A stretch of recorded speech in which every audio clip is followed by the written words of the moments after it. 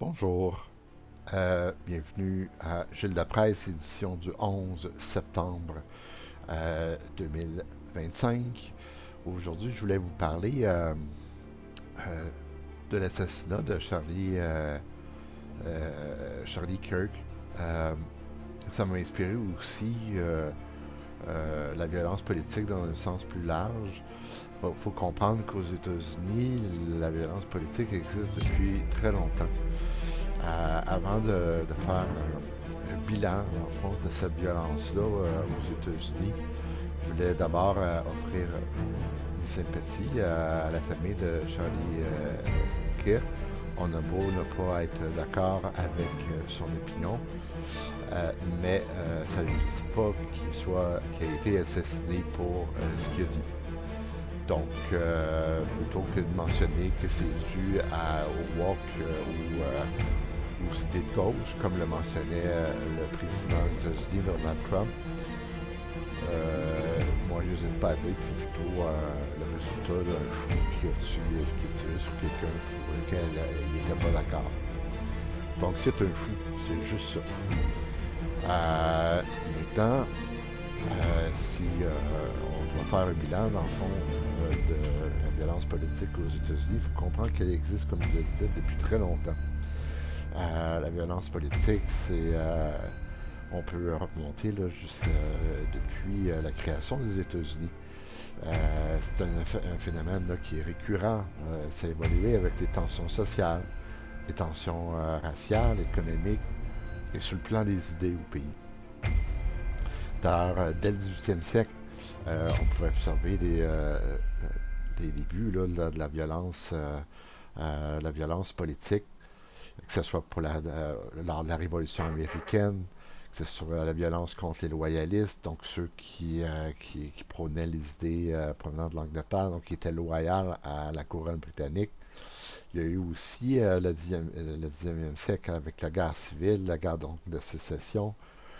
Et puis on se rappellera de l'assassinat qui a culminé donc avec l'assassinat d'Abraham Lincoln en 1865 par un sympathisant qui provient du Sud, donc John Wilkes Booth. Dans le fond, Abraham Lincoln qui prônait la fin de l'esclavage, qui a été assassiné sur la base de ses idées. Plus tard, au 20e siècle, il y a eu l'élite sociale, idéologique, il y a eu le Red Square, la peur du communisme, les arrestations massives, il y a eu le mouvement des droits civiques, l'attaque contre les leaders comme Martin Luther King qui a été assassiné en 1968, donc attentats contre des églises, la brutalité policière. Il y a aussi les violences liées à la guerre du Vietnam. À une certaine époque, il y avait des manifestations où ça a mal viré. Et les étudiants ont été tués par la garde nationale. Et finalement, il y a le 21e siècle, il y a eu les attentats du 11 septembre, l'acte de terrorisme, les violences liées aux élections, montée des milices armées, menaces contre les élus. Et finalement, comme vous le savez, l'assaut du Capitole, donc tentative de renversement du processus démocratique par des partisans donc de Donald Trump. On se rappellera aussi des tensions raciales, que ce soit les émeutes après les meurtres de George Floyd. Et puis finalement, ce qu'on observe présentement, c'est la montée de l'extrémisme, que ce soit par des groupuscules armés, les théories du complot, la radicalisation en ligne, et puis finalement les menaces contre les institutions, que ce soit les juges, les journalistes, qui sont de plus en plus ciblés. En fait, ça, c'est très fortement relié à l'ambiance qu'il y a aux États-Unis, au clivage, au discours haineux. Et il faut l'avouer, au discours de Donald Trump lui-même, qui contribue à créer ce clivage-là entre, d'une part, la droite très alimentée par la droite catholique, mais également donc ceux de gauche, donc représentés par les démocrates. Donc, Donald Trump et ses mesures contribuent à créer une opposition entre ces deux groupes.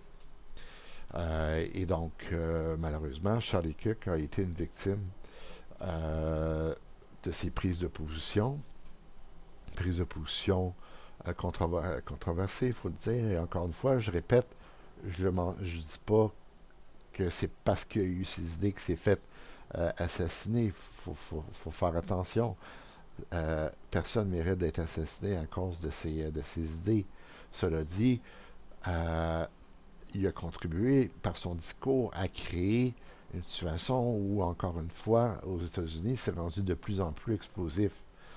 Donc, d'abord, ça serait important de peut-être faire un résumé un peu de l'histoire de Charlie Kirk, puis à partir de quel moment il a commencé à être de plus en plus populaire. Euh, Dès 18 ans, il a fondé un groupe qui visait à contredire le discours de gauche sur un campus universitaire. 10 ans plus tard, donc à 28 ans, c'est devenu le Turning Point, une organisation qui est devenue puissante et riche. Puis il était capable de remplir des églises de jeunes conservateurs. Sans être un pasteur, il mêlait, dans le fond, les propos religieux et politiques. Mais il a dit des choses qui sont très discutables avec le temps. Par exemple, Kirk justifie le droit de porter une arme à feu, non seulement par la Constitution, mais aussi par la Bible.